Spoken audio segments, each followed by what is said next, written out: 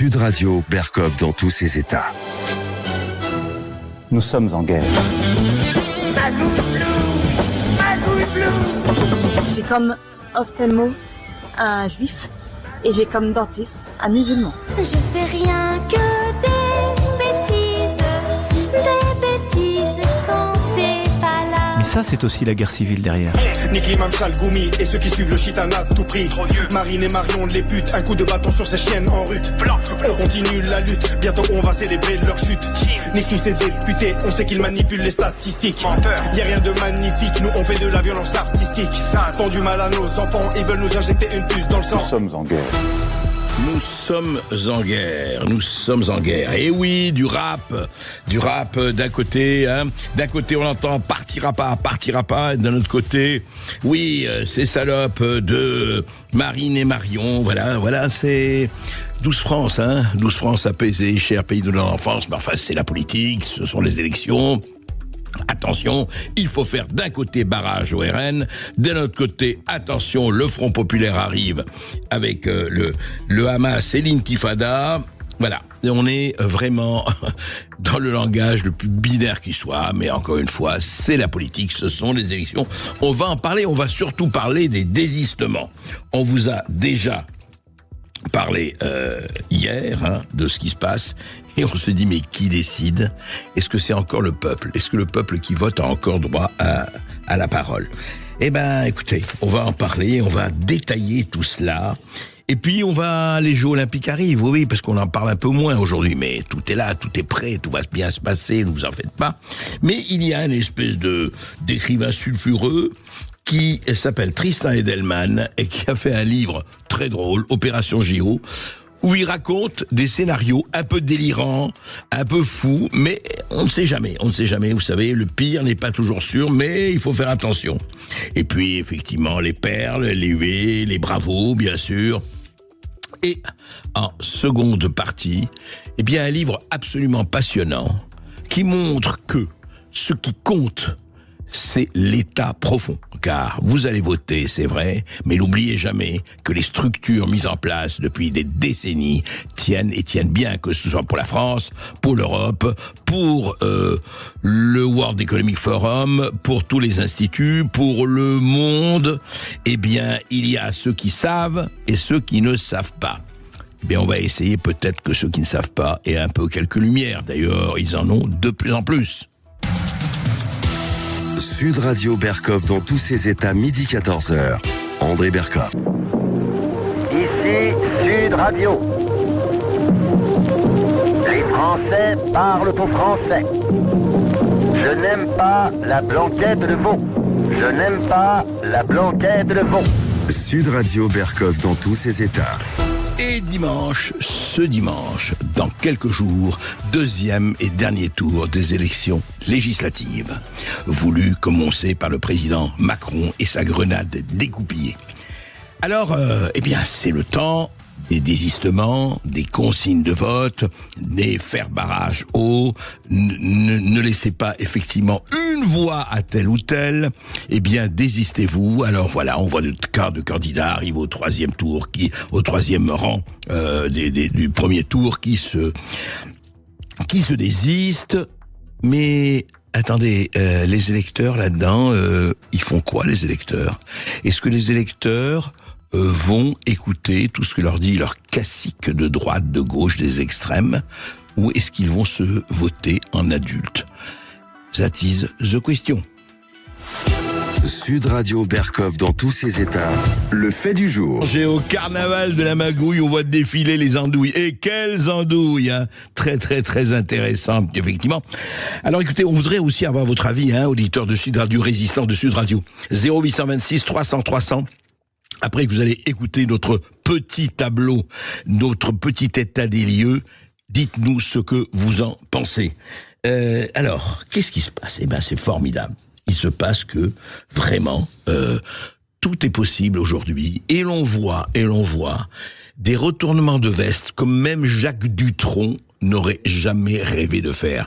C'est l'opportuniste. Hein. Je retourne ma veste, toujours du bon côté. On ne sait pas, là, si ce sera le bon côté, le mauvais côté, peu importe. Tout le monde y va.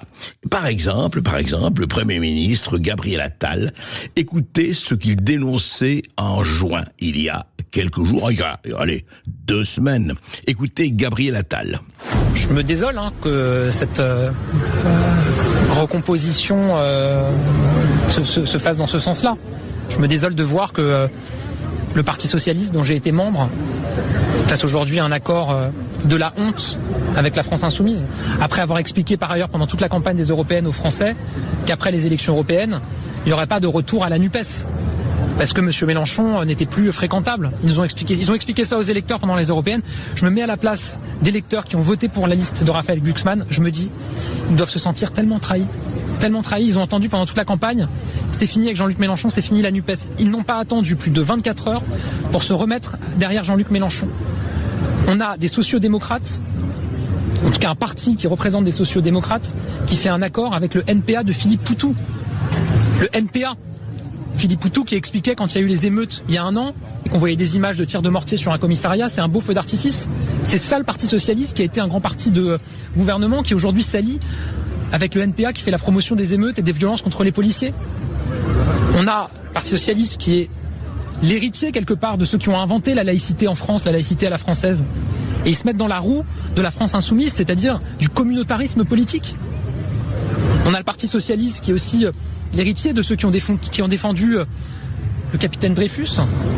Ils se mettent dans la roue et derrière, ceux qui sont poursuivis par la justice pour apologie du terrorisme, parce qu'ils ont refusé de qualifier le Hamas de mouvement terroriste, qu'ils ont eu des propos plus qu'ambigus sur l'attaque du 7 octobre. Enfin, c'est quand même édifiant. Édifiant. Vous avez tout à fait raison, Gabriel Attal, et voilà des mots forts, voilà des mots cohérents, en tout cas, vous exprimez votre opinion avec cette solidité qui est votre apanage, et là on se dit, eh bien, quand tu auras la législative, pas une seule voix de rassemblement, de renaissance, de tous les macronistes, pas une seule voix n'ira au nouveau Front Populaire, qui comprend le Parti Socialiste, la France Insoumise et évidemment Philippe Poutou et le NPA. Pas une seule voix, c'est très très clair. Et d'ailleurs, c'était corroboré par Emmanuel Macron, le président de la République. Qu'est-ce qu'il disait pratiquement dans le même temps? Écoutez. La gauche républicaine et ses dirigeants vient de s'allier avec l'extrême gauche qui s'est durant la même campagne rendu coupable d'antisémitisme, de communautarisme, d'anti-parlementarisme et au fond de rupture de fait avec beaucoup là aussi de valeurs de la République. Que vont décider les députés socialistes, sociodémocrates qui font alliance avec les députés de la France Insoumise sur la question de l'aide à l'Ukraine? Les uns veulent aider l'Ukraine, les autres veulent aider la Russie. Que vont-ils décider sur le Proche-Orient? Que vont-ils décider sur les valeurs de la République et le rapport au Parlement? Que vont-ils décider sur le nucléaire et l'énergie? Sur chacun de ces sujets essentiels, et je pourrais égrener la liste, ils pensent le contraire. Ces alliances sont des bricolages d'appareils, mais en aucun cas des majorités pour gouverner. Ces alliances sont des bricolages d'appareils, mais en aucun cas des majorités pour gouverner. Voilà. Gabriel Attal, Emmanuel Macron sont d'accord, ils sont clairs, ils sont cohérents, et on voit très très bien ce qui peut se passer, et ce qui risquait de se passer, donc, aux élections législatives. Mais voilà-t-il pas que Gabriel Attal parle il y a 2 jours, et l'air n'est plus du tout le même. Ni d'ailleurs les paroles. Écoutez. Dans plusieurs centaines de circonscriptions, nos candidats Ensemble pour la République seront présents au second tour et constitueront donc le meilleur choix pour éviter que le Rassemblement national ne dispose d'une majorité absolue. Dans d'autres circonscriptions, et je l'assume car nous avons fait ce choix dès le premier tour dans plus de 60 d'entre elles, cela passera par le désistement de nos candidats dont le maintien en 3e position aurait fait élire un député Rassemblement national face à un autre candidat qui défend comme nous les valeurs de la République. Je veux avoir une pensée pour ces candidats qui seront amenés à se désister, parce qu'ils ont mené une rude bataille avec leurs équipes. C'est un choix important, c'est un choix lourd, parce que c'est le choix de la responsabilité et je le crois profondément, le choix de l'honneur. Voilà.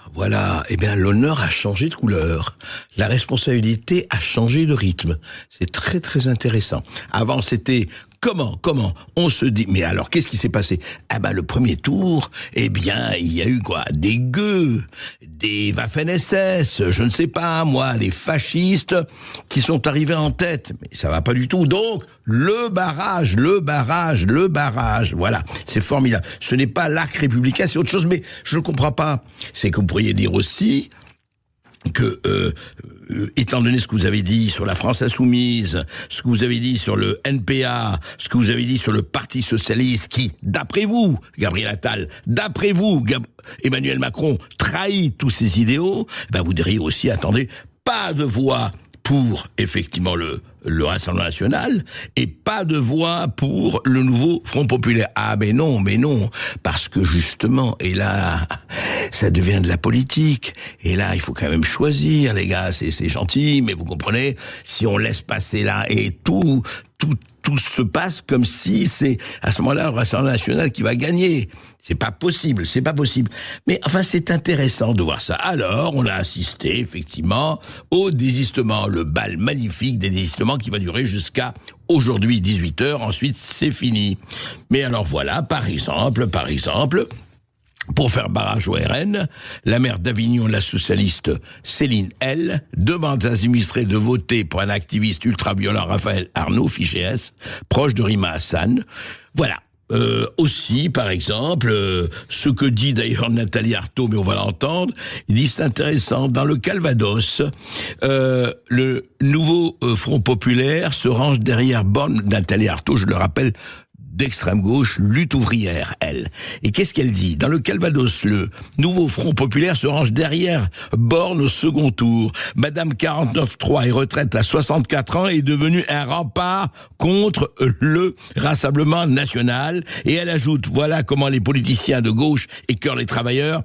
Et après ça, ils leur feront la leçon et déploreront la dépolitisation. C'est vrai qu'on peut se demander autre chose aussi. Par exemple, le candidat à la France insoumise, voilà, justement, elle disait la même chose, se retire donc pour faire élire Elisabeth Borne. Autre chose, le ministre de l'Intérieur, Gérald Darmanin, il est arrivé en tête de la 10e circonscription du Nord, tout à fait, et c'est très intéressant, parce que l'insoumise, Leslie Mortreux de la France insoumise, a annoncé lundi soir, après avoir fait durer le suspense, son désistement en vue du second tour le 7 juillet. Voilà, triangulaire local. Voilà, il dit, vous comprenez, je crois que l'extrême droite, aux antipodes de ses valeurs, je vous appelle ici, et sans ambiguïté, à ne pas voter pour le RN, à exhorter Leslie Montreux, oui, c'est ça, dans un communiqué. Voilà, alors c'est très intéressant parce que que je sache, mais pendant des mois, voire des années, la gauche France insoumise, la gauche, ne parlons pas du NPA, la police tue, tout le monde est la police, et on va appeler à réélire le représentant de la police, le ministre de l'Intérieur, Gérald Darmanin himself. C'est très intéressant. C'est-à-dire que dès qu'il y a, effectivement, et c'est un vrai, c'est le nœud du problème, dès qu'il y a danger pour tel ou tel pouvoir, eh bien c'est fini. On oublie, on n'a plus de querelle, on n'a plus de problème, on se réconcilie. Mais attendez, c'est quoi ça? Est-ce que les millions de Français, ou les 47 millions de Français appelés à voter, est-ce que vous leur demandez donc de choisir? Mais pourquoi vous leur dites pas, écoutez Français, voilà, nous on expose les choses. On n'aime pas le Rassemblement national parce que c'est le fourrier du fascisme, disent les uns. On n'aime pas la France insoumise parce qu'elle est antisémite, parce qu'elle est communautariste, parce que ceci, disent les mêmes. Eh ben alors, pourquoi vous donnez des consignes de vote? Que les Français majeurs, et hommes et femmes, choisissent. Ah non, ça va pas là. Non, il faut leur dire, parce que le fond du problème, c'est ça, c'est que ce peuple, il est un peu adolescent, il est un peu adolescent, soyons clairs. Faut le diriger, si on le dirige pas, si on n'est pas là pour le diriger, si on n'est pas là pour le conseiller, on sert à quoi? Et c'est ça le problème, on sert à quoi? Et ça, c'est quand même fabuleux. C'est-à-dire qu'aujourd'hui, au fond, ce bal des désistements est vraiment dingue. Et je dois dire que Nathalie Arthaud, encore une fois, je voudrais que vous l'écoutiez, Nathalie Arthaud a, encore une fois, de lutte ouvrière, extrême gauche, dit pourquoi elle ne donne pas de consigne de vote. Écoutez. Il n'est pas question pour les électeurs de lutte ouvrière de voter pour le camp macroniste qui a piétiné le monde ouvrier. Et il n'est évidemment pas question qu'ils votent pour des candidats du Rassemblement national. Parce que le RN est un parti anti-ouvrier. Et parce qu'au pouvoir, il attaquera nos frères de classe, les travailleurs immigrés, faisant ainsi reculer l'ensemble du monde du travail. En l'absence de candidats se revendiquant des intérêts matériels et politiques de la classe ouvrière, Lutte ouvrière ne donne pas de consigne de vote. Et ces électeurs sont donc libres de voter pour des candidats de la gauche ou de s'abstenir. Et ben voilà, au moins, ça, c'est clair. Et je vais vous dire, personnellement, ça, c'est honnête. On se retrouve juste après cette petite pause. Et puis avec vous, 0826 300 300 pour réagir, pour poser toutes vos questions. Je sais qu'on aura Adrien dans un instant qui nous appelle depuis Brest. À tout de suite sur Sud Radio. Sud Radio Berkov dans tous ses états, midi 14h. André Berkov. Ici Sud Radio. Les Français parlent au français. Les carottes sont cuites. Les carottes sont cuites. Sud Radio Berkov dans tous ses états. 12h29 sur Sud Radio, on parle des désistements et de retrait pour ces élections législatives et vous nous avez appelé au 0826 300 300. C'est Adrien qui nous contacte depuis Brest. Bonjour Adrien. Bonjour Adrien. Bonjour André Berkov, bonjour aux résistants de Sud Radio. C'est un plaisir d'être avec vous. Eh bien, on vous écoute Adrien. Donc moi, je voulais partager mon point de vue en tant qu'électeur. Je ne supporte plus cette pression que l'on subit de la part et des candidats aux élections et aussi des médias qui pointent systématiquement des personnes dans le camp du bien ou dans le camp du mal. Ça me fatigue parce que lorsqu'on attaque les partis pour lesquels on vote, personnellement, moi je me sens attaqué éventuellement parce que je partage les idées de certains camps. Ouais. Donc, si vous voulez, on se sent directement mis dans la case du nazi ou du gaucheux première. Ouais. Et moi, je trouve ça insupportable de stigmatiser. Ouais. Oui, c'est-à-dire que on vous classe tout de suite, on vous donne des étiquettes. Voilà, le camp du bien, le camp du mal. Si vous êtes de gauche, évidemment, le Rassemblement national, c'est le camp du mal.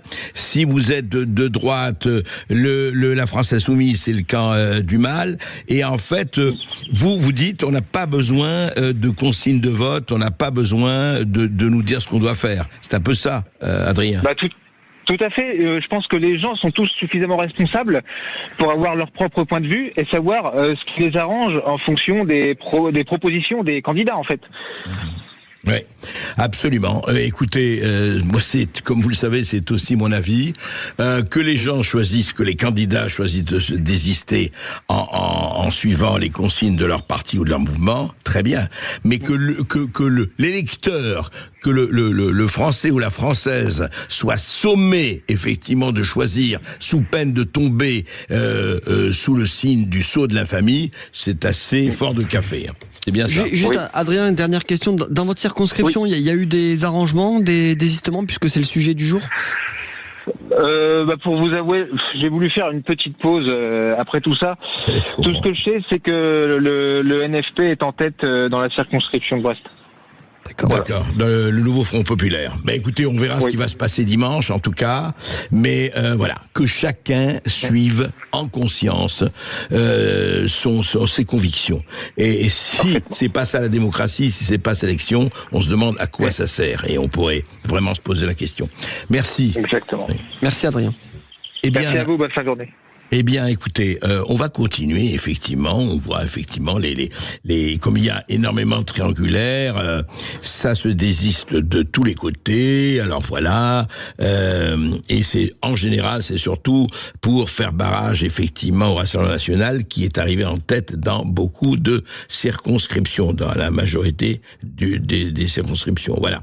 Mais ce qui est très intéressant, effectivement, on ne peut pas savoir si et ça, c'est les questions qu'on peut se poser, est-ce si la baisse de la participation, s'il y aura baisse de participation au second tour avec ces désistements, et qu'est-ce que ça pourrait donner, majorité absolue, non majorité absolue, on verra. En attendant, je crois que les camps qui sont exprimés, c'est vraiment très clair.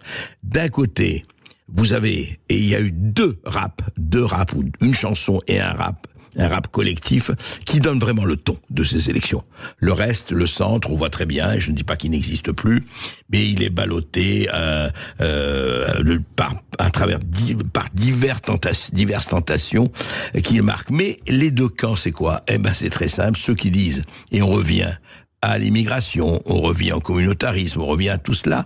Ceux qui disent tu partiras, vous savez, selon le fameux je partiras, cette chanson qui a fait un peu le tour, écoutez. Je partirai pas, si tu partiras, et plutôt que tu crois, on t'a assez donné, maintenant tu peux te casser, ton débarras et ne reviens pas. Je partirai pas.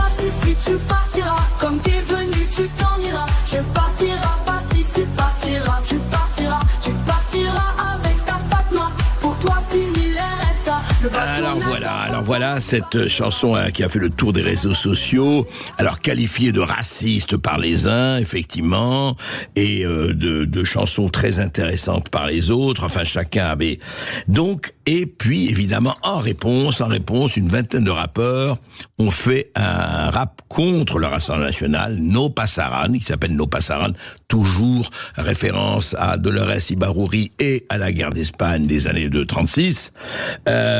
Et puis, écoutez un peu, c'est sorti hier, écoutez. Je m'en bats les couilles de ce que vous dites, vous n'arrêtez pas de tout mentir. Je recharge le Kalachnikov en Louis Vuitton comme Ramzan Kadyrov. Nique l'imam Chalgoumi et ceux qui suivent le shitana à tout prix. Marine et Marion les putes, un coup de bâton sur ces chiennes en rut. On continue la lutte, bientôt on va célébrer leur chute. Nique tous ces députés, on sait qu'ils manipulent les statistiques. Y'a rien de magnifique, nous on fait de la violence artistique. Font du mal à nos enfants, ils veulent nous injecter une puce dans le sang. DJ Core le commandant, on vient pour projeter une vue d'ensemble. Les racistes en rafale, je sais que les médias en raffolent. Je vois des corps au sol, l'être humain n'a plus de corazon. Espèce de franc-maçon, tu te nourris du sang que tu consommes dans leurs ambassades. Voilà, vous avez écouté, c'est très intéressant. Ce sont vraiment, soyons clairs, que l'on s'en réjouisse ou qu'on le déplore, les deux prises de position très claires. La première, partira pas. Et la seconde, je rappelle ce qui se dit, parce que vous avez peut-être entendu, fuck le Rassemblement national, Bardella veut fermer les frontières, mais la dope remontera de Marbella. La France, c'est nous, pas ces bâtards, on vote contre les porcs.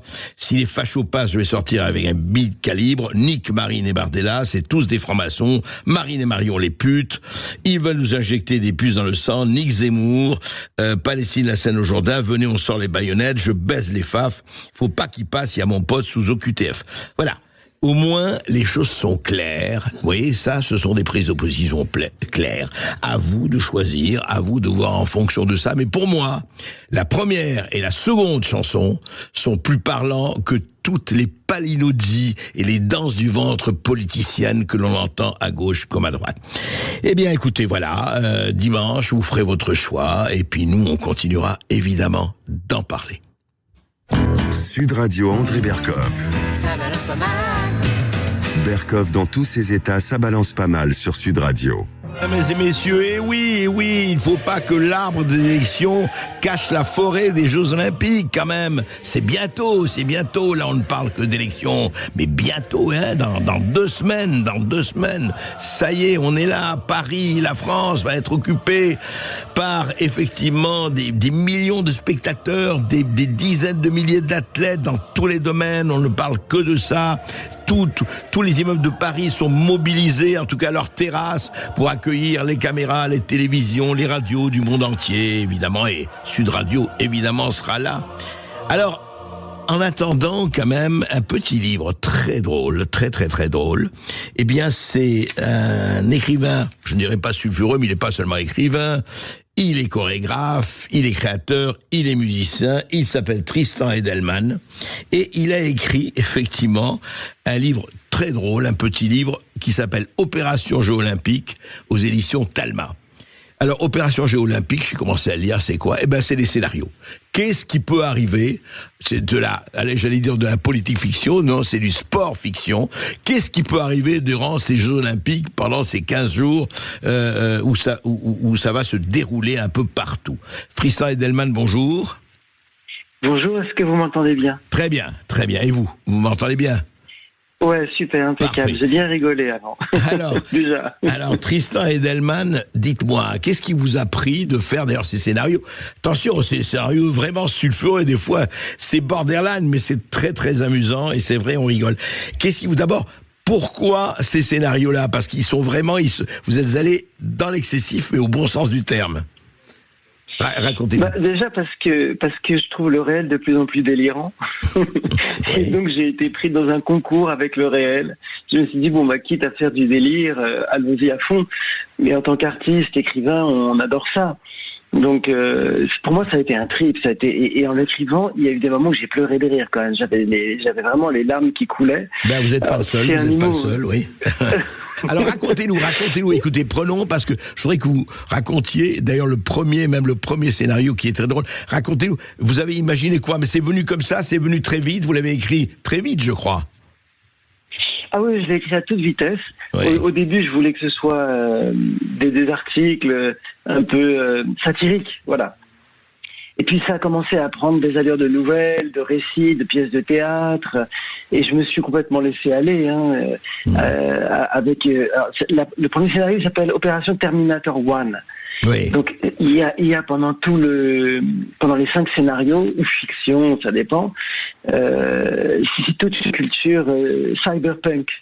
Oui. Alors cyberpunk, peut-être le grand public connaît pas, mais on connaît forcément les. Non mais surtout, je voudrais que vous nous racontiez l'un ou deux scénarios surtout. Alors, je veux pas trop spoiler non plus le. Non, mais quand même, mais vous donnerez l'envie, au contraire, d'aller lire le livre. D'accord, si vous ne le racontez pas. Voilà. D'accord.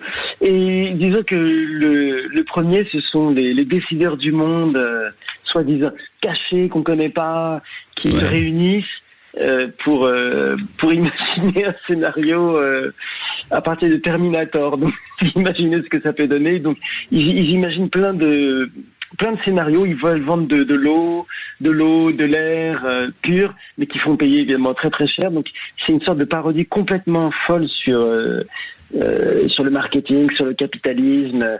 Et ils sont comme ça en secret. Ouais. Et il y a une agence privée qui s'appelle N1 et N2 qui va leur proposer des produits incroyables. C'est une agence de conseil un peu? Vous avez pensé à une agence de conseil quelconque? Ouais. Voilà, et donc ils décident de gérer la population sous le terme des cafards, des moustiques et des punaises de lit. Ah d'accord, donc oui, c'est les ça. Moustiques, les moustiques, ce sont les étrangers parce qu'ils vont forcément amener plein de maladies. Les cafards, c'est Vous allez vous faire bastonner, là, les étrangers qui amènent des maladies. Hein, vous allez vous bastonner, Christian. Mais j'ai tiré dans tous les coins. Et les punaises de lit, c'est la police, les fonctionnaires d'État et tout le monde. Donc ils ont décidé de contrôler tout ça, d'en faire un petit. C'est une tendance un peu. Il n'y a pas de parti pris, quoi. C'est vraiment le réel dans tout son délire que je pousse jusqu'à l'absurde. Ouais. Alors ensuite, il y a le deuxième, ça s'appelle Opération Nicky Loops.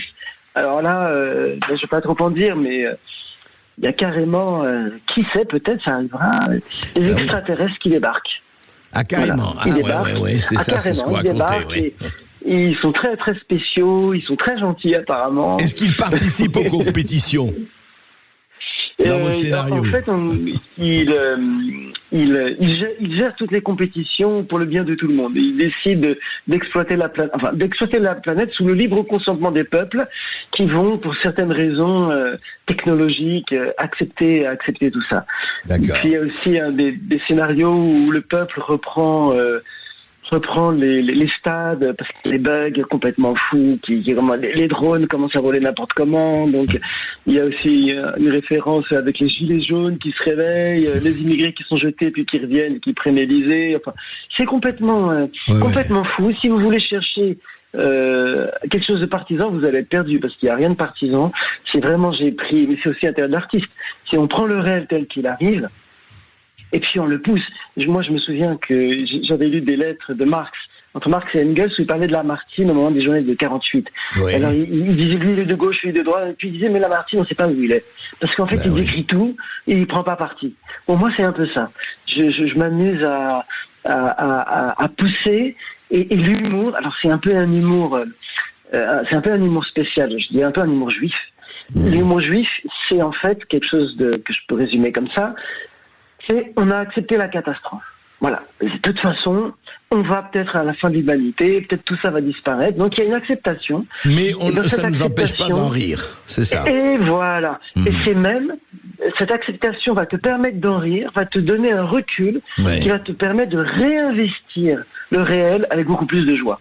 Donc c'est un humour très très très particulier, universel. Hein, attention, on peut le retrouver dans d'autres cultures aussi. Mais c'est cette idée de allez, on accepte la catastrophe.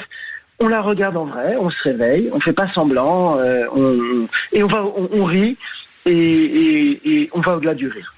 Oui, c'est vrai. Non, mais vous avez poussé très loin les scénarios. C'est pour ça, c'est un petit livre vraiment qui se lit avec plaisir, parce que vous avez poussé très loin les scénarios.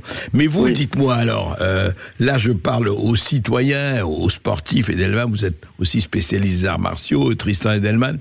Est-ce que vous êtes optimiste ou pessimiste sur la tenue des Jeux Olympiques? D'ailleurs, vous y serez, vous regarderez ça à la télévision? Non, moi je vais même pas regarder en fait. Moi en tant que sportif, c'est pas le genre de compétition qui va m'intéresser. Il y a trop d'argent. Du coup, l'esprit sportif, il est parti. Hein. Moi, je fais des arts martiaux, du sport de haute compétition depuis petit. Donc c'est pas un bel esprit. C'est du sponsoring. C'est évidemment c'est un peu les jeux du cirque à la César, c'est-à-dire. Oui, mais mais Tristan Edelman, il y a de belles compétitions quand même. Il va y avoir de très belles choses, non? Vous croyez pas? Ah, je pense même que ce sera grandiose, ce sera comme Rome qui brûle. Non, je pense que ce sera grandiose, mais non, c'est pas mon esprit, les Jeux Olympiques. C'est pas mon esprit, après chacun son truc. Hein. Moi j'aime, et justement à un moment, il y a un des scénarios où le sport amateur, au sens le sport citoyen, reprend ses droits, et même les compétiteurs finalement laissent tomber la piste, ils vont courir avec leurs copains. Enfin, c'est un peu fou, c'est le peuple qui vient et qui commence à courir et à faire du saut à la perche, etc. Je reconnais là votre côté anarchiste là. Non mais c'est bien. Non mais c'est bien d'aller jusqu'au bout. Et encore une fois, ce que j'ai aimé dans ce petit livre qui se lit avec plaisir, c'est que voilà, vous laissez votre imagination galoper, vous écrivez bien, et donc on part avec ça, et on sait très bien que ce n'est pas très vraisemblable, mais c'est absolument pas le problème, et c'est absolument pas la question. La question est qu'on passe un beau moment maintenant, et pour ceux qui vont regarder les Jeux Olympiques ou y assister, évidemment, on ne peut que leur souhaiter beaucoup de bonheur, parce que ça va être en tout cas très beau, et on l'espère. Surtout qu'il n'y ait pas des crétins qui abîment ça, quoi. Oui, absolument. Mais moi, après, ce livre, je l'ai conçu, il est court. Je me suis dit, c'est pour les Parisiens et les Marseillais, puisqu'ils accueillent les Jeux Olympiques. Il faut que ça puisse se livre en un aller-retour dans la journée. Sachant que, là, j'étais à Paris. Prendre le métro, déjà c'est difficile parce qu'on a des boîtes de sardines. Il s'arrête, il est dévié, tu attends, tu n'en peux plus, tu transpires, et là, hop, tu sors. Opération JO. Voilà, il le dit effectivement. Dans cet esprit-là. Pour ceux qui prennent le métro, que ce soit à Marseille ou à Paris, ou même pour ceux qui ne le prennent pas, vous ne vous ennuierez pas en lisant ce livre, Opération JO. Merci Tristan Edelman. Merci d'avoir été avec nous. On va marquer une courte pause sur Sud Radio. On revient dans un instant pour les perles, les huées et les bravos d'André Berkoff. À tout de suite sur Sud Radio. Sud Radio Berkoff dans tous ses états. Appelez maintenant pour réagir 0826 300 300. Ici Sud Radio. Les Français parlent au français. Je n'aime pas la blanquette de veau. Je n'aime pas la blanquette de veau. Sud Radio Berkoff dans tous ses états. Campagne électorale. Que de, je ne dirais pas des crimes, non, mais que de bourdes on commet en ton nom. Et ça, on sait, vous savez, pour nous, c'est magnifique parce qu'il y a des gisements aurifères de perles qui se passent tous les jours sur les radios, les télévisions et sur Twitter et ailleurs. Comme par exemple, celle-ci que nous allons avoir le privilège de vous faire écouter. Sud Radio Berkoff dans tous ses états. Les perles du jour. Et Sabine Paturel, mais oui, on fait des bêtises, tout le monde, et qui écoutez que celui qui ne fait pas de bêtises jette la première pierre. Mais là, c'est intéressant, c'est Paul Venn de Soras qui est qualifié pour le second tour, qui est candidate Rassemblement National dans la première circonscription de Mayenne. Voilà. Et elle est qualifiée pour le second tour, donc, évidemment, elle a entendu, comme tout le monde, Rassemblement National, raciste, etc. Oui, tout ça, fasciste, et autres bons mots, qui aujourd'hui fleurissent effectivement de manière tout à fait exponentielle, mais politique oblige, élection oblige. Alors, quand elle entend ça, que le RN est un parti xénophobe, raciste, fasciste, la candidate répond que c'est faux et archi-faux. Écoutez. Quand vous entendez que le Rassemblement National est un parti xénophobe, raciste, fasciste. C'est faux et archi-faux. Dans le Rassemblement National, nous avons des juifs, des musulmans, des espagnols. Moi-même, je suis catalane. Mon grand-père est né à Barcelone. J'ai comme ophtalmo un juif et j'ai comme dentiste un musulman. Eh ben voilà, mais voilà, c'est sympathique. Et en même temps, c'est vrai, j'ai un ophtalmo juif, un dentiste musulman, elle aurait pu dire aussi un kiné bouddhiste, un naturopathe bahaïste, etc. Vous voyez, moi j'ai pas de problème, hein. C'est comme dire oui, j'ai des amis juifs, j'ai des amis arabes. Mais écoutez, ça part d'un mot naturel en même temps, j'ai des amis juifs et j'ai des amis arabes. Franchement, ce n'est pas peut-être la chose la plus idoine à dire en ce moment, apparemment. Mais c'est amusant parce que vous savez, c'est antisémite. Moi, antisémite, ça me rappelle une blague magnifique. C'est quelqu'un qui arrive, je raconte parce que elle est tellement belle. C'est un monsieur Cohen qui arrive à Deauville et lui et sa famille, ils viennent depuis 20 ans dans le plus grand hôtel de Deauville. Et puis ils arrivent là et le directeur le reçoit. Il dit tout est prêt, monsieur Cohen, pour recevoir. Et vraiment, il dit non, écoutez, je viens vous dire que on ne viendra pas cet été et on ne viendra plus jamais chez vous. Je dis comment c'est pas possible? Ça fait 20 ans que vous venez chez nous, c'est pas possible. Il dit non, on viendra plus jamais chez vous. Il dit mais pourquoi?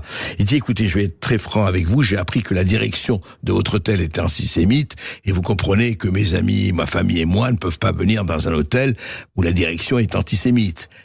Et le directeur le regarde, il dit antisémite, monsieur Cohen? Nous antisémites en pleine saison. Voilà, c'est un peu une blague et ça résume un peu ce qu'on a voulu dire. Sud Radio Berkov dans tous ses états. On fait pas ci, fait pas ça. Eh oui, fait pas ci, fait pas ça. Eh ben moi je vais vous parler en fait du prix du gaz. Eh oui, parce que pendant les élections, le 1er juillet, vous savez très bien ce qu'il y a eu. Voilà, l'augmentation de 11,7% de la facture du gaz au 1er juillet, hein. Plus 11,7%, comme par hasard. Ouais, c'était prévu auparavant, on disait, on va pas avoir des élections, là. Allez, pendant les vacances, allez, on s'amuse, on fait valser les prix, allez, on s'amuse bien. Et ben là, effectivement, elle était annoncée depuis plusieurs mois, et on sait, coût croissant d'acheminement d'énergie, besoin de modernisation du réseau. Donc, après un répit de plusieurs mois, la facture moyenne annuelle de gaz va grimper de 124 € en ce début d'été, passant de 1 160 € en juin à 1184 € au 1er juillet. Voilà les effets rebonds, revalorisation des coûts d'acheminement du gaz, etc., etc. Voilà. Ça veut dire quoi? Ça veut dire simplement quelque chose. C'est que pendant les élections, votez blanc, votez noir, votez gauche, votez haut, votez bas, votez centre, eh ben, le prix du gaz, comme celui de l'électricité, ne va pas s'arrêter de monter. Et ce n'est pas un politicard qui va vous dire, oui, vous allez voir, je vais transformer tout ça. Ça va être beaucoup plus long et beaucoup plus difficile, autant le savoir. Voilà. Il y a, vous savez, pendant le cirque, eh bien, les choses intéressantes continuent. Je ne dis pas que les élections sont un cirque, je le dis simplement. Et nous allons en parler avec Monsieur Janvier et avec Claude Janvier sur l'état profond. pendant les manifestations électorales autres, l'état profond, en France comme ailleurs, continue de plus belle. Et c'est de celui-là dont on va parler après cette pause. Et puis vous aurez la parole évidemment après les infos de 13h, 0826 300 300 pour réagir et poser toutes vos questions. On va parler d'état profond avec Claude Janvier. À tout de suite sur Sud Radio. Sud Radio. Sud Radio. Parlons vrai. Parlons vrai. Sud Radio. Parlons vrai. Sud Radio Berkov dans tous ses états. Le face-à-face. 13h03 quasiment sur Sud Radio, l'heure pour nous de vous présenter ce face-à-face aujourd'hui. André Berkov reçoit Claude Janvier qui vient nous voir pour ce livre L'état profond français, c'est aux éditions K. Bonjour Claude Janvier. Bonjour. Alors Claude Janvier, effectivement, vous avez déjà reçu pour de précédents ouvrages. Et là, quand je l'ai reçu, je me suis dit, avec une point d'interrogation, l'état profond français. Parce qu'il faut le dire, chaque pays, chaque nation importante a son appel le deep state. Et d'ailleurs, en ce moment, enfin celui qui en parle le plus depuis des années, c'est Donald Trump, qui fut président, qui à nouveau se présente à la candidature pour la présidence américaine. Le scrutin aura lieu le 5 novembre prochain. Et qui parle du deep state, l'état profond, le deep state. Comment on pourrait définir, d'abord, Claude Janvier, cet état profond? Que veut dire l'état profond? Parce qu'on se dit, mais les institutions, on connaît. Oui, d'accord. Mais c'est quoi, à ce moment-là, par l'état profond? Ça consiste en quoi? Eh bien, en qui? L'état profond français, enfin, comme les états profonds, d'ailleurs, c'est ce qu'on ne voit pas.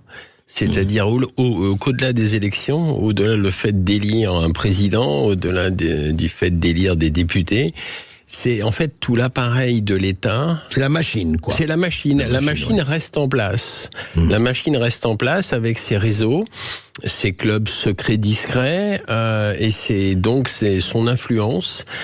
En réalité, ça ne bouge pas. C'est-à-dire que peu importe en fait la notion de droite, de gauche ou du centre des hommes politiques qui vont être élus, en réalité, l'appareil de la haute administration publique ne bouge pas. Ouais, c'est-à-dire c'est ça, que peu importe le résultat d'élection, qu'elle soit législative, présidentielle ou européenne, d'ailleurs on l'a vu avec, c'était très intéressant, en tout cas élection européenne, évidemment, d'ailleurs c'était attendu, Madame Ursula von der Leyen est réélue, en tout cas selon toute probabilité, même si ce n'est pas encore officiel, avec la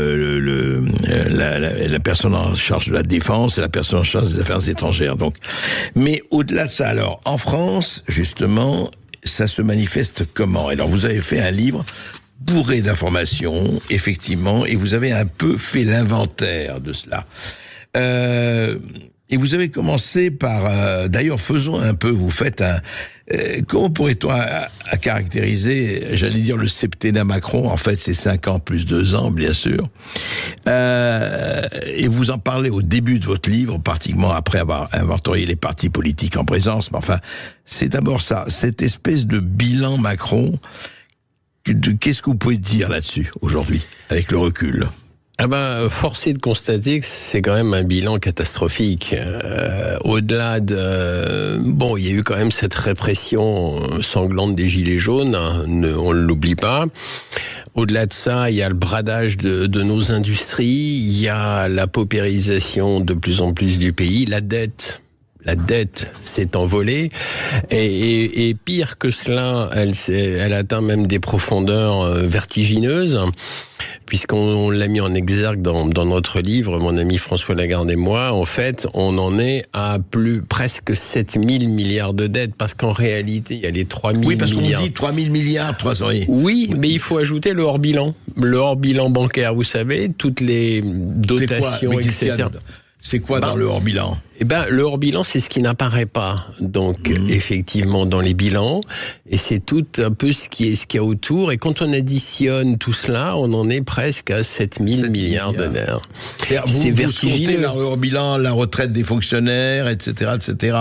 Un peu tout. Et Et là, c'est vertigineux. Alors, bon, quand on fait le bilan, effectivement, aujourd'hui, quand même, je rappelle quelques chiffres, 15 800 000 pauvres, chiffre documenté en France, sur 32 millions d'actifs. Chiffre vraiment, vraiment documenté. Ouais. On l'avait documenté, mon ami Jean-Louis Zambert et moi, quand nous avions écrit Le virus et le président, qui est sorti fin décembre 2020. Donc déjà, voyez-vous, ça date déjà de 4 ans. Ouais. Et on l'avait vraiment documenté. Plus de 15 millions de pauvres. 15 800 000 pauvres. 800 000 pauvres, ouais. C'est énorme. Ce que vous appelez pauvre, c'est... En France, le problème, voilà, c'est que jusqu'à 800 € de revenus par mois pour une personne, vous êtes considéré comme pauvre. Mais dès que vous passez les 800 €, c'est-à-dire 801 €, vous n'êtes plus classé comme pauvre. Donc vous êtes obligé d'analyser réellement... Ouais. À 900 €, vous n'êtes plus pauvre, quoi. C'est ça. Ouais. Voilà. Donc le pouvoir d'achat n'est pas différent entre 800 € et 850 €. Ouais. Nous sommes bien d'accord. Alors, quand vous reprenez tout cela et que vous analysez tout cela, vous mettez bout à bout tous les contrats, les petits CDD, les petits boulots, les gens qui sont dans des situations précaires, qui sont inscrits au chômage mais qui ne touchent rien, etc. Oui, on arrive malheureusement au chiffre effarant de 15 800 000 pauvres. Ouais. Et il y a aussi un autre chiffre intéressant, enfin intéressant entre guillemets, c'est quand même assez lourd, il y a à peu près presque 18 millions de Français qui ont des problèmes de logement aujourd'hui.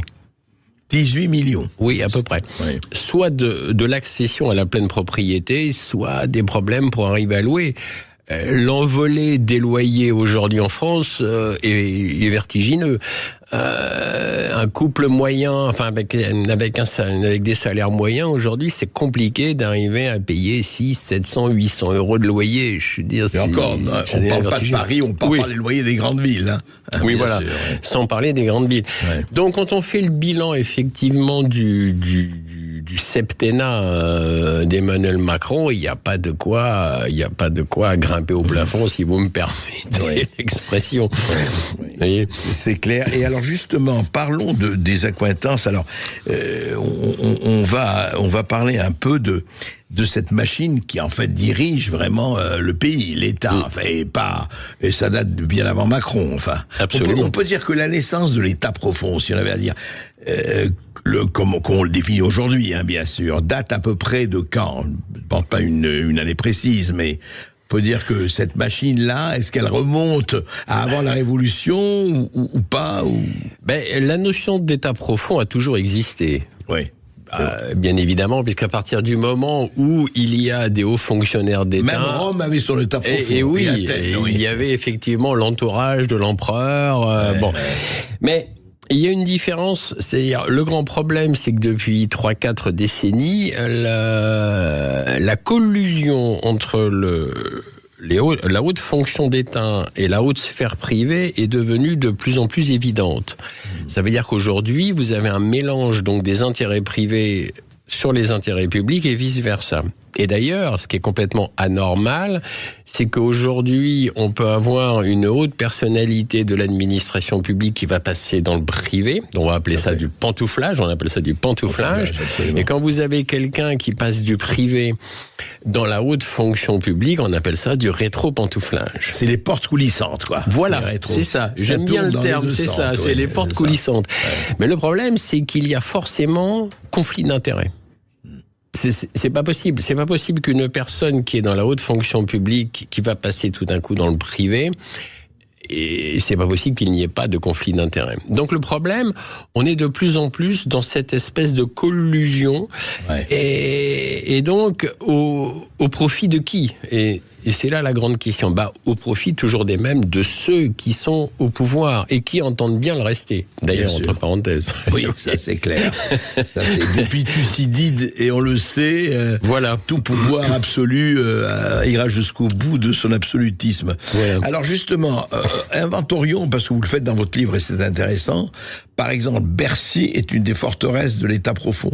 Bercy, le ministère des Finances, de l'économie et des finances. L'argent, c'est le cœur du problème. C'est le cœur du problème partout. Pas uniquement en France, d'ailleurs, de toute façon, dans tous les pays. Donc Bercy, ce qu'il faut comprendre, c'est que la France est un pays riche. Enfin, j'avais presque envie de parler au passé. Était un pays riche parce que de plus en plus, malheureusement, nous dégringolons la pente. Forcé de le constater. Mais Qui dit pays riche dit effectivement attirer les convoitises de puissances étrangères. Bien sûr. Bercy, c'est le cœur du pouvoir. C'est vrai que le bâtiment lui-même, d'ailleurs, quand on le regarde bien, vous avez une piste d'hélicoptère quand même pour atterrir sur le toit. Bercy a son petit port fluvial, personnel. Tout respire le pouvoir. C'est le cœur du réacteur. C'est le cœur du réacteur. Ouais. Voilà, j'aime bien le terme aussi. Vous avez les bons mots là. Le cœur du réacteur. Mais ça veut dire que les fonctionnaires de Bercy.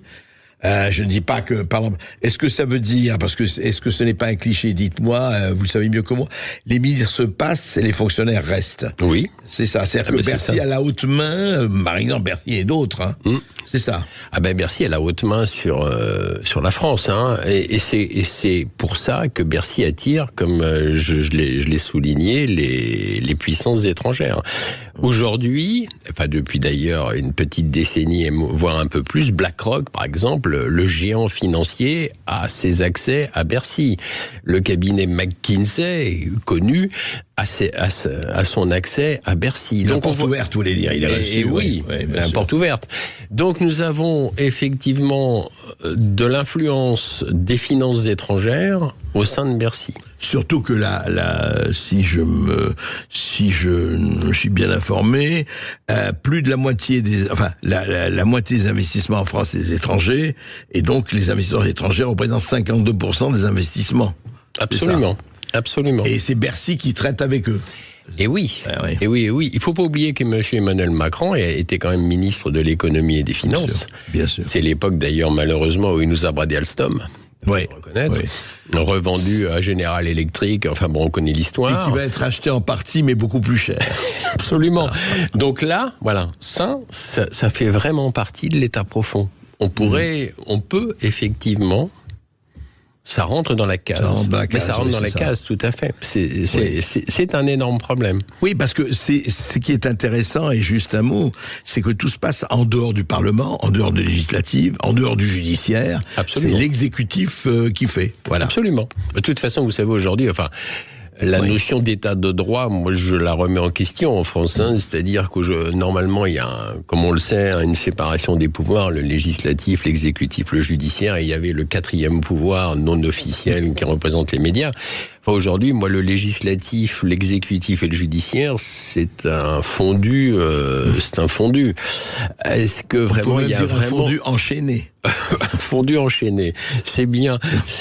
Oui, c'est ça. Non, mais c'est ça. Et malheureusement, pour des pouvoirs qui devraient être indépendants. Bien sûr. Et qui ne le sont plus. On va continuer à en parler, à inventorier cet état profond, à bien définir, parce que cet état profond, il a été là, il est là, et il sera encore là. Qu'est-ce qu'on peut faire? Et il y a des choses à faire, bien sûr. À tout de suite. Appelez-nous 0826 300 300 pour réagir, pour témoigner et poser toutes vos questions. On est sur Sud Radio jusqu'à 14h. À tout de suite. Sud Radio Berkov dans tous ses états, midi 14h. André Berkov. Ici Sud Radio. Les Français parlent au français. Je n'aime pas la blanquette de veau. Je n'aime pas la blanquette de veau. Sud Radio Berkov dans tous ses états. Et oui, l'état profond, le deep state est là, et bien là, et c'est j'y suis, j'y reste, comme disait un certain maréchal.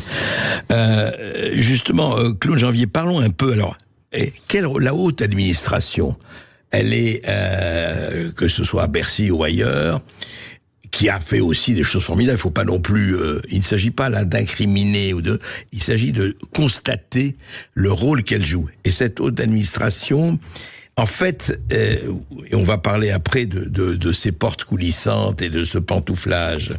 Mais comment elle se compose, et quel rôle elle joue en fait?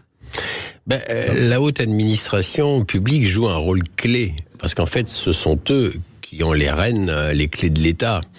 Je vais vous donner un exemple, et d'ailleurs un exemple que l'on cite dans notre livre. On a pris l'exemple d'un monsieur qui s'appelle Renaud Denoy de Saint-Marc. Oui. Haut fonctionnaire d'État, puisque dans les années 90, il a tenu le poste prestigieux de secrétaire d'État du Palais de l'Élysée, donc du gouvernement. Ah oui. Donc plus influent que ce poste, on ne trouve pas. C'est celui d'Alexis Collère, si je ne m'abuse. Oui, absolument. C'est ça, avec Emmanuel Macron. C'est ça. Alors, ce qu'il faut comprendre, c'est que M. Denoy de Saint-Marc, donc à l'époque où il présidait le secrétaire général de l'Élysée, il occupait aussi, alors avec des dates qui se chevauchent, et c'est là où ça devient intéressant, des dates qui s'entrecroisent. Il était aussi président du CEA, du commissariat de l'énergie atomique.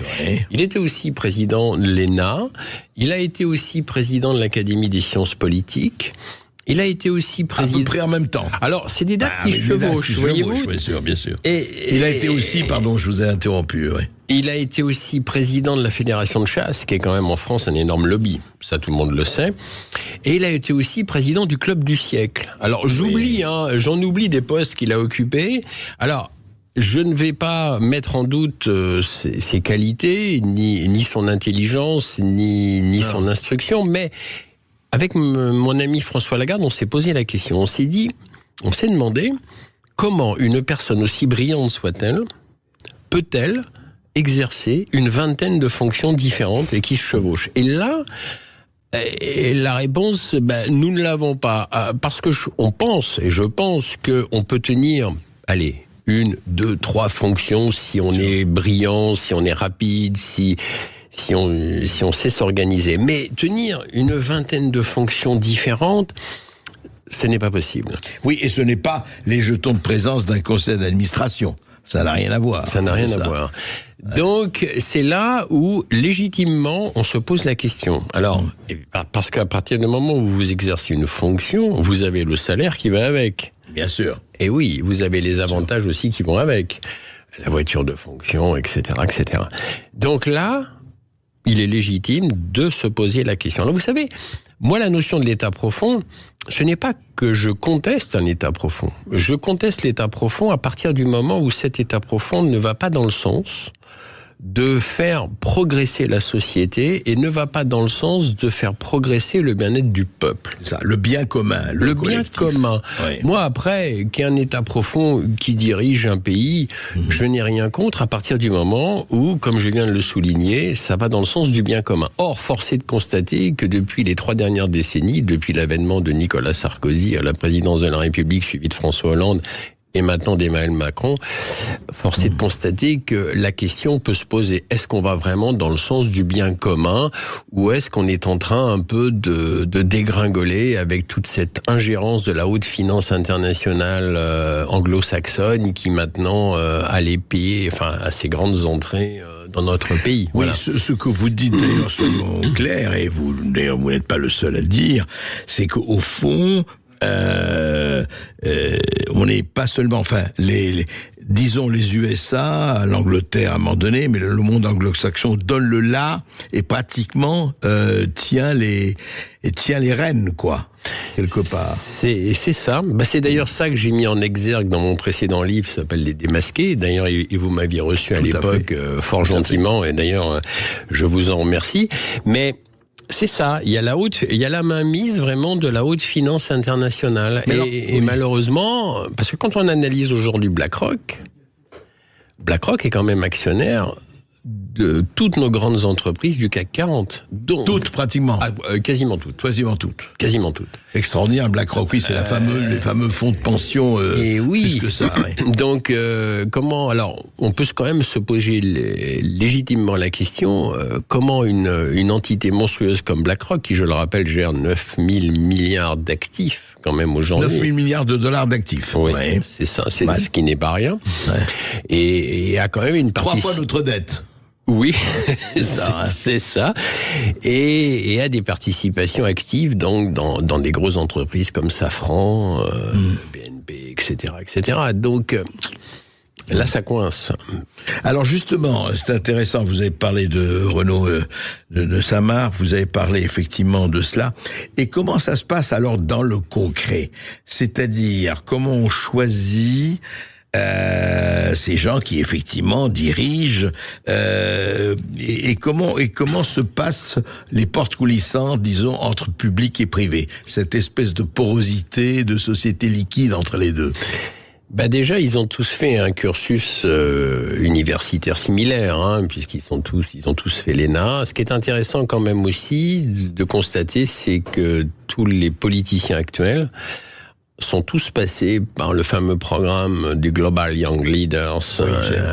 Tous, pratiquement. Pratiquement tous, oui. Alors, racontez-nous ce que sont et ce programme des Young Global Leaders. Ça a été fondé donc en 2004 par Klaus Schwab, que je ne vais pas présenter ici, je pense que tout le monde connaît. Mondial, Davos, le patron du WEF, voilà.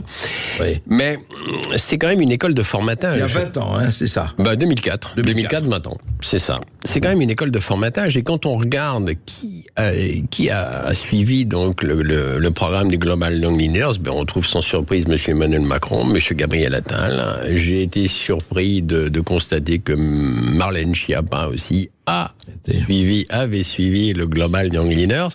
Et en fait, on s'aperçoit que tous, ils ont suivi, peu ou prou, cette école de formatage. Incroyable. Mais c'est-à-dire, c'est quoi, alors justement, c'est quoi les Young Global Leaders? Qu'est-ce qu'on leur apprend? Qu'est-ce qu'on leur enseigne? C'est quoi? C'est un titre simplement? Ou c'est-à-dire qu'ils sont...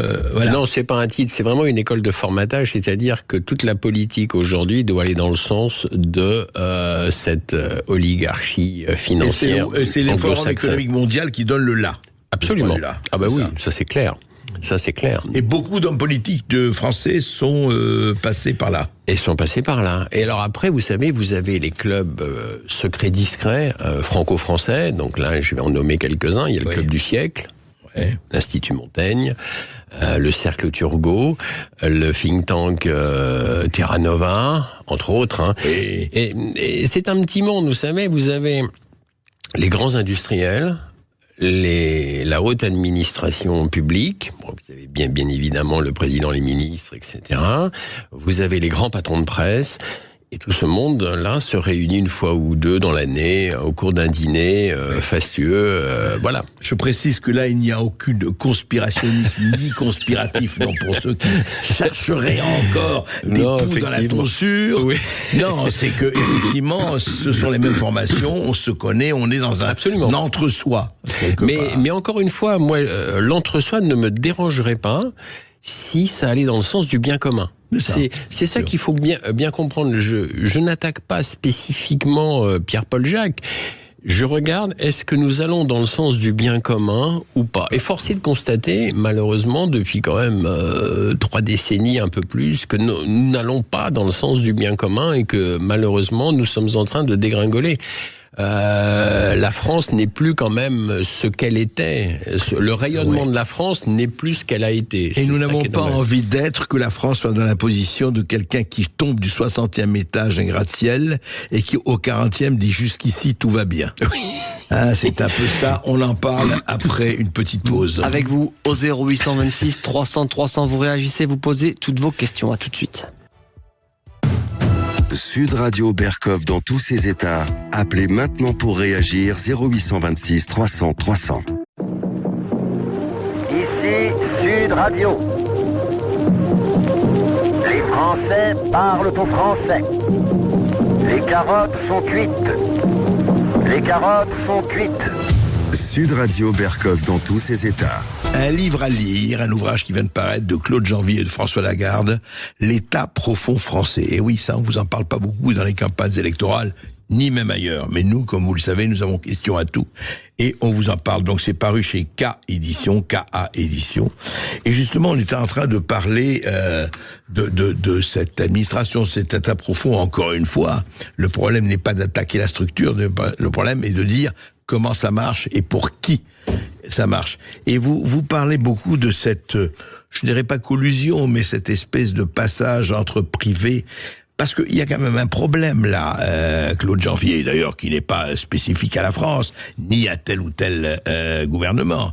Mais quand quelqu'un, par exemple, prenons un exemple, qui a travaillé à Bercy dans la section impôts et qui passe après pour défendre grande entreprise et pour l'expliquer fiscalement comment on peut s'accommoder. Il est avec le ciel du fisc et des accommodements, comme disait l'autre. C'est quand même, ça pose question, non? Ça pose question. Il y a forcément conflit d'intérêts quelque part. Oui, ça c'est clair. C'est clair que ça peut pas être neutre. C'est impossible que ça soit neutre.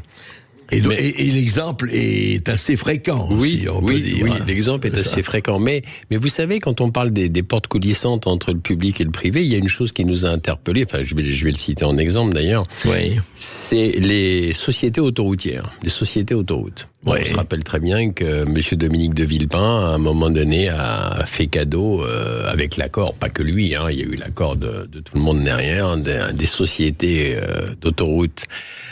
À des sociétés privées. Mais moi, avec mon ami François Lagarde, ce qui nous a interpellés, c'est que depuis qu'on en a fait cadeau à des sociétés privées... Ça fait combien de temps à peu près là maintenant Dominique de Villepin... Ça devait être 96, enfin bon. Oui, une trentaine, j'allais dire une trentaine d'années. Et ce qui est intéressant de noter, c'est que l'État a fait quand même 3 plans de relance pour aider ces pauvres sociétés autoroutières privées qui apparemment ne s'en sortaient pas. Alors, 3 plans de relance. Oui, 3 plans de relance. C'est-à-dire l'État est casqué, quoi. Ouais. Voilà. Alors, le dernier plan de relance, c'est sous le gouvernement de Madame Elisabeth Borne. Donc, il y a pas longtemps. C'est assez récent. Et là, on peut s'interroger.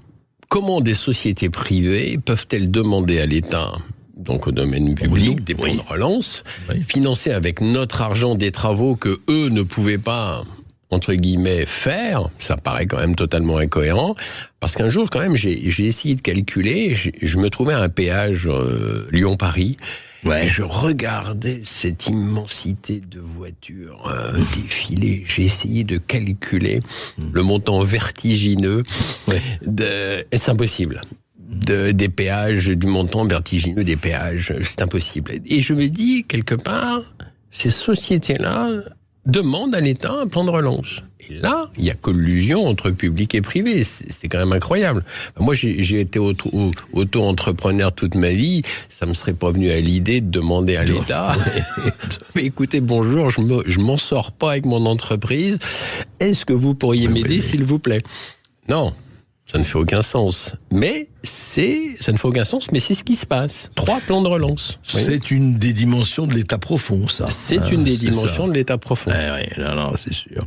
Et alors, justement, par rapport à ça, et je rappelle, Esteban, 0826 300, n'hésitez pas à nous appeler si vous avez effectivement soit des questions, soit des interventions à faire. Je voudrais qu'on parle vous parlez à un moment donné de ce capitalisme inclusif. Est-ce que ce capitalisme inclusif, c'est un peu le capitalisme de connivence ou c'est autre chose? Le capitalisme inclusif, c'est très intéressant parce que c'est quelque chose qui reste à l'intérieur des personnes, et ça se voulait être une ouverture sur... Parce qu'il y a toute une poussée aujourd'hui. Par exemple, aujourd'hui, une entreprise qui a envie je parle de grosses entreprises quand même, une grosse entreprise, si elle ne présente pas des critères environnementaux, elle ne pourra pas avoir de subventions et elle ne pourra pas avoir d'agrément. C'est le côté écolo, woke, politiquement correct, enfin éthiquement correct. Voilà, et là, on se trouve dans un énorme problème. Je pense que les entrepreneurs ont un énorme problème parce que s'ils ne mettent pas des critères, justement, qui vont coller avec aujourd'hui, c'est ce qu'on appelle les fameux critères environnementaux, là. Oui. Eh bien, pas de marché public, pas de subvention, pas de prêts avantageux, pas moyen aussi de participer à des appels d'offres. Donc on voit bien que c'est muselé. Et donc le capitalisme inclusif, c'est ça, c'est inclusif, ça reste, et soi-disant c'est pour le bien commun, mais en réalité, ça reste toujours entre les mains des mêmes. Enfin, c'est assez subtil, voyez-vous. Oui, non, en fait, si on n'obéit pas à la doxa en vigueur, c'est ça. On dit, écoutez, vous n'aurez pas les subventions, comme vous dites, vous n'aurez pas l'aide, et puis les commandes, ce sera pas les mêmes. C'est ça. Et ça vaut pour le côté presque cancel culture, genre, enfin, on n'en est pas encore là, mais quand même. Pas loin, oui. Pas loin. Oui, non, mais c'est ça. Et alors, est-ce que le capitalisme de connivence, parlons un peu de celui-là, est-ce que c'est un peu aussi l'entre-soi par rapport à l'état profond, c'est-à-dire on fait bénéficier c'est vieux comme le monde, mais enfin, vous connaissiez les gens qu'on connaît, les relations, les réseaux, etc. C'est vieux comme le monde. Ouais. Je pense qu'effectivement, c'est pas nouveau. C'est pas nouveau. Il y a toujours une relation de copinage et de. Mais bon, je dirais c'est presque humain. Après tout, bon. Mais encore une fois, est-ce que ça va dans le sens du bien commun? On en revient toujours, vous savez, à cette notion de bien commun. Est-ce qu'on va dans le sens du bien commun ou pas? Moi, en fait, ça me dérange pas. À partir du moment, s'il y a du copinage ou des relations, mais ça existe dans tous les milieux. Mais est-ce que ça va aujourd'hui pour vous, si on regarde, vous avez fait votre enquête? Est-ce que ça va dans le bien? Alors, est-ce que ça va dans le bien, dans le sens bien commun? Force est de constater que non. Est-ce qu'une majorité de Français aujourd'hui, par exemple, ne savent pas que une partie de leurs impôts finance les guerres aujourd'hui, par exemple la guerre en Ukraine? Ça passe par des exchange trade funds, ces fameux fonds indiciels, on en parle d'ailleurs dans notre livre, ces fameux fonds indiciels qui sont basés sur la bourse. Donc un ETF français, Exchange Trade Fund, c'est ça, un ETF français. C'est un espèce de pot, puis on peut traduire ça comme ça, dans lequel de l'argent est mis, ça suit le cours du CAC 40, si c'est un ETF français, et donc quand ça monte, ça monte, ce qui permet à des gens, en fait, de prendre des participations dans un ETF, de mettre de l'argent dedans, et d'en récolter des bénéfices, si le cours du CAC 40 monte. S'il descend, évidemment, ils n'auront pas de bénéfices. Mais le problème, c'est que les ETF, aujourd'hui, servent à financer, sans que les personnes le sachent, par exemple, la guerre en Ukraine. Après, juste après que le démarrage du conflit russo-ukrainien, 6 mois plus tard, je crois que c'était en juin, c'est ça, en juin 2022, l'OTAN crée un ETF spécial. Voilà, vous voyez, c'est très intéressant. Et vous avez donc de l'argent qui arrive de l'argent des États, enfin voilà, qui arrive, et qui servent à alimenter toute la machine, le complexe militaro-industriel, qu'il soit américain ou français, je veux dire, ou peu importe. Et avec donc ça fait tourner les usines d'armement, etc. Après, il y a une petite part qui va vraiment en Ukraine, donc au gouvernement ukrainien, mais je veux dire, la grosse majorité sert à fabriquer des canons, des obus, malheureusement, quoi. Voilà, c'est ça. Bien sûr. C'est ça qu'il faut comprendre. Et que, effectivement, ni vu ni connu, je t'embrouille, nous ne sommes pas dans la confidence, bien sûr. C'est ça. Et justement, je crois. Oui, Marie est avec nous, André, depuis Montauban, dans le Tarn-et-Garonne. Bonjour Marie. Bonjour Marie. Oui, bonjour à tous, merci à toute l'équipe. Oui, alors moi je voulais vous demander, qu'est-ce qu'il y a comme solution? Qu'est-ce que nous, petit peuple mouton, qu'est-ce qu'on peut faire? Est-ce qu'on va subir tout ça? Les petits enfants, qu'est-ce qu'ils vont devenir? Les riches comment faire pour pas que les riches deviennent de plus en plus riches et les pauvres de plus en plus pauvres? Alors comment est-ce qu'il y a une solution à tout ça? Parce qu'entre la politique, moi je voulais appeler tout à l'heure pour dire que la politique, moi je vote depuis que j'ai des petits enfants parce que je m'inquiète beaucoup. Je vivais en cité, je suis partie à la campagne. Là, ce qui se passe, je voulais réagir. Je voulais dire tout à l'heure que si on aurait voté Monsieur Le Pen, on n'en serait pas là. Moi je dis franchement, votez RN.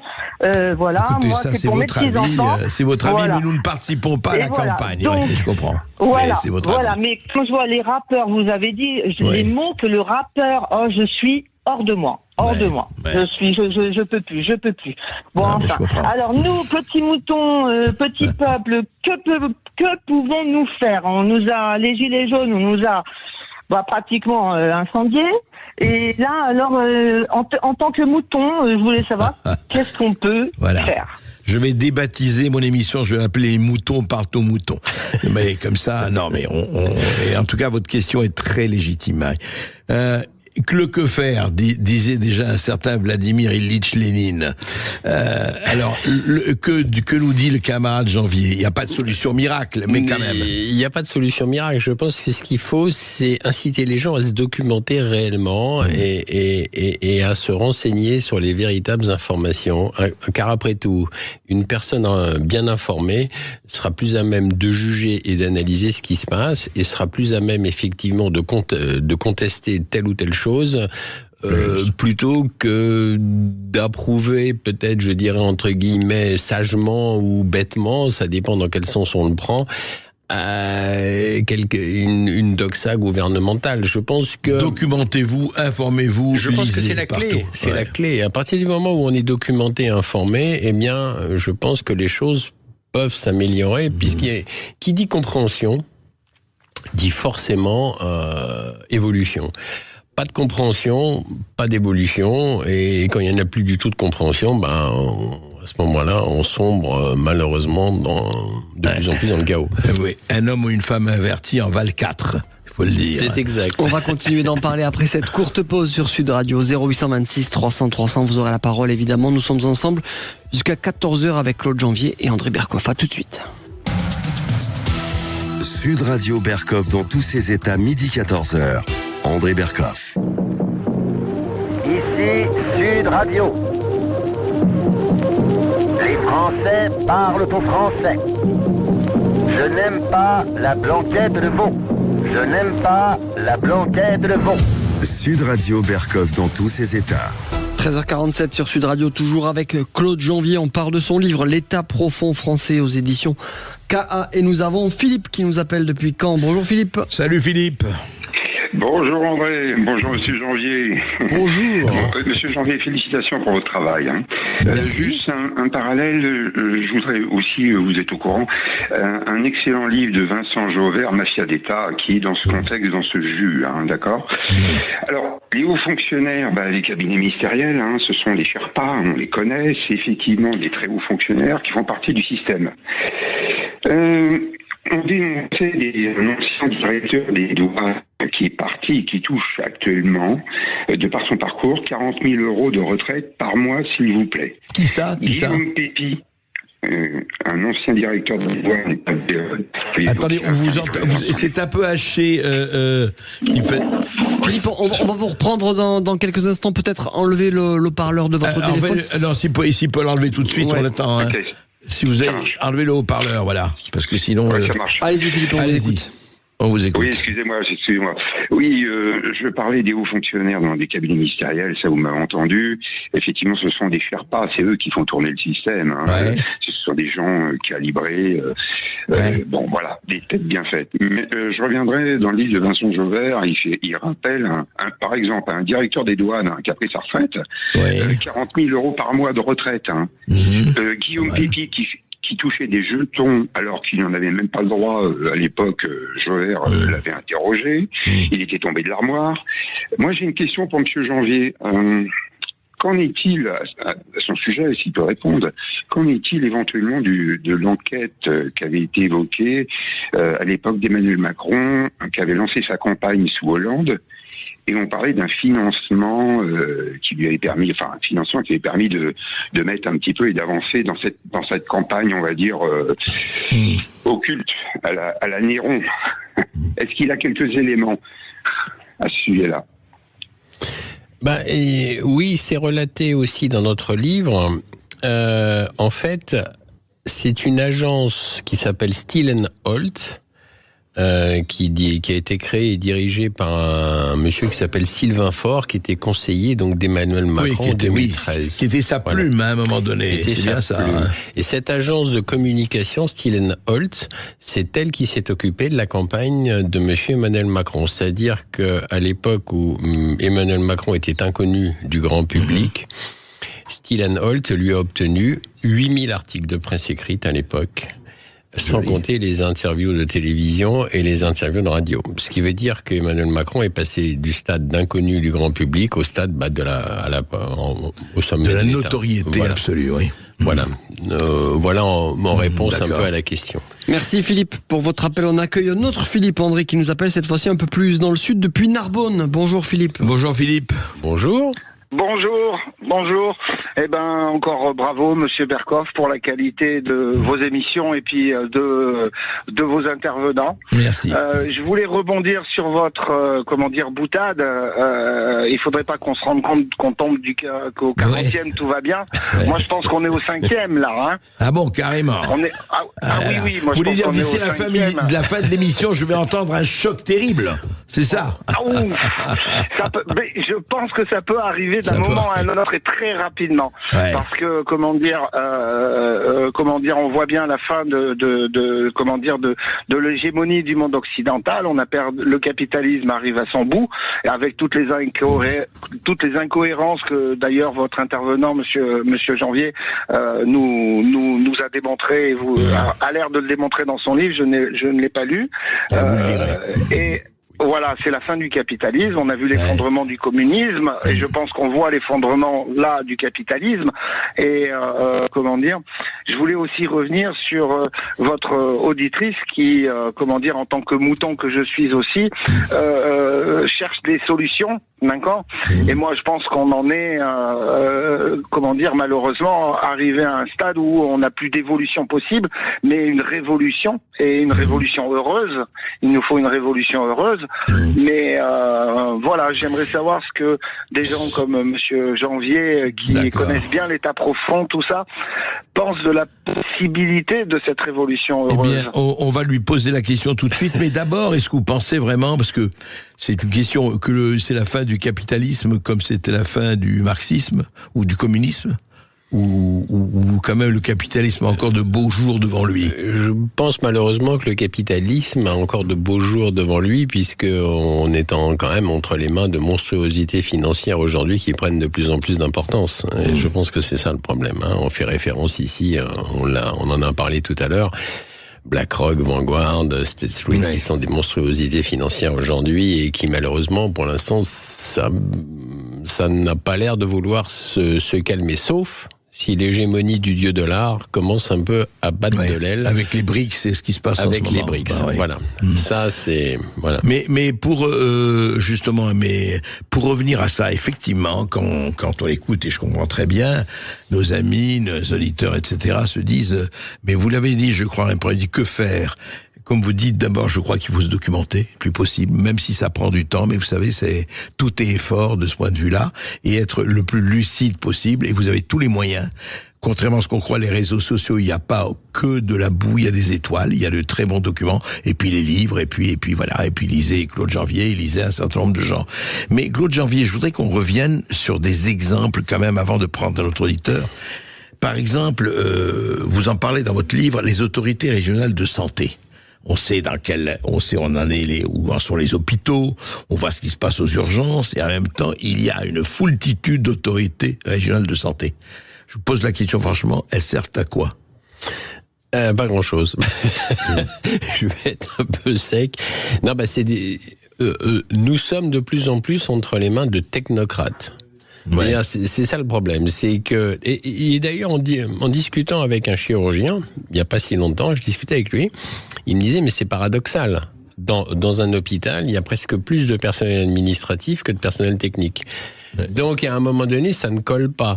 Alors il faut du personnel administratif, c'est une évidence, mais quand ça devient trop technocratique, à ce moment-là, on est noyé sous une multitude de bureaucraties multiples qui ne va pas faire avancer les choses. Et puis c'est pas un technocrate qui va résoudre un problème de myocardite ou de péritonite. Et le problème, c'est que la santé publique aujourd'hui est en déliquescence, et d'ailleurs c'est voulu parce que derrière, notre gouvernement veut amener de plus en plus les gens à se soigner dans le domaine privé. Ouais, c'est ça aussi, oui. C'est ça. Et il est là le problème. Il est vraiment là le problème. Quand on voit dans quel état sont les urgences aujourd'hui dans les hôpitaux, on n'a pas envie, on se dit heureusement que je vais pas aller faire un tour aux urgences, parce que il a été démontré maintes et maintes fois, problème de lit, problème de places, personnel débordé. Donc ça ne colle pas. Ça ne colle pas, et il y a à côté des technocrates qui gèrent, mais ils gèrent quoi ? Si vous voulez vraiment gérer efficacement cela, mais il le ferait. Il y aurait des urgences dignes de ce nom. Et je trouve ça très méritant. D'ailleurs, le personnel technique dans les urgences, c'est très méritant. Ouais. Mais à un moment donné, quand ils sont submergés, ils sont submergés. Et ça ne colle pas avec ce que cela devrait être. On avait quand même le meilleur système de santé au monde. Oui. Et ce n'est plus le cas aujourd'hui. Ce qui est incroyable. On a l'impression que c'était la préhistoire alors que c'était il y a 20 ans ou 25 ans. Exactement. Ouais. C'est un non-sens total, quoi. C'est vraiment un non-sens total. Donc, en fait, ce que vous dites, Claude Janvier, il faudrait peut-être que l'état profond remonte à la surface, non? Oui, ça serait une mauvaise idée. Ce serait peut-être qu'on s'en rende compte comme ça, voilà. Qu'on ait des comptes à rendre, quoi, un audit peut-être. C'est ça serait moins profond, comme ça au moins on pourrait effectivement le voir, il deviendrait visible. Voilà. Ouais. Oui, mais absolument.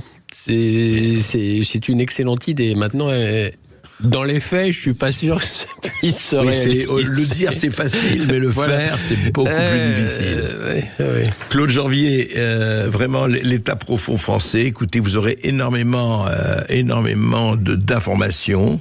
Voilà, il faut savoir que l'état profond est là, et que l'état profond sera encore là après les élections. Et si vous voulez effectivement qu'il soit moins profond, ça dépend aussi de vous. Merci Claude Janvier d'avoir été avec nous. On va se retrouver demain entre midi et 14h, André Berkoff, pour l'avant-dernière de la saison. La saison, absolument. Ça passe vite. Et puis tout de suite, c'est Brigitte Lahaie sur Sud Radio. À demain. Sud Radio. Sud Radio. Parlons vrai. Parlons vrai. Sud Radio. Parlons vrai.